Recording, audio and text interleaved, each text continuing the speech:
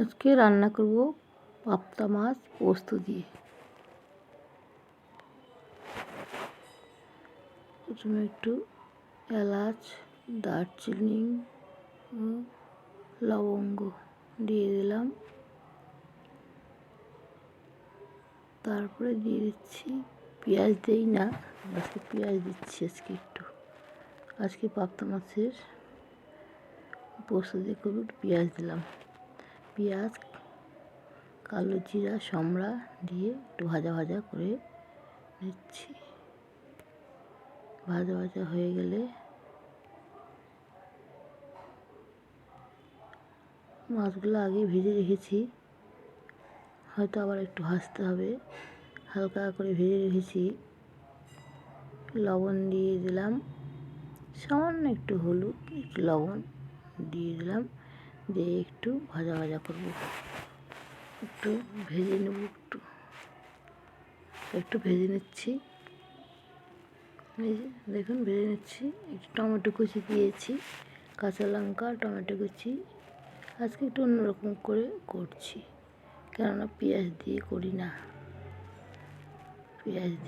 একটু এই মাছটা ভাজা একটু ছিল না, একটু ভেজে নিলাম ভালো করে, একটু ভেজে নিলাম। এখন আলুগুলো দিয়ে দিলাম। তো আলুগুলো ভালো করে ভেজে নিচ্ছি। আলু দিয়ে পোস্ত বাটাটা দিয়ে দিলাম। ভেজে নামিয়ে রেখেছিলাম, এখন আলুটা ভেজে পোস্ত বাটাটা সব একসঙ্গে দিয়ে দিলাম। সবগুলো দিয়ে একটু ফুটলে পরে তারপরে পাবদা মাছটা দিয়ে দেবো। একটু ফুটে উঠলে পাবদা মাছটা দিয়ে দেবো। খেতে ভালোই লাগে। পাবদা মাছগুলো দিয়ে দিলাম, সবগুলো পাবদা মাছ দিয়ে দিলাম।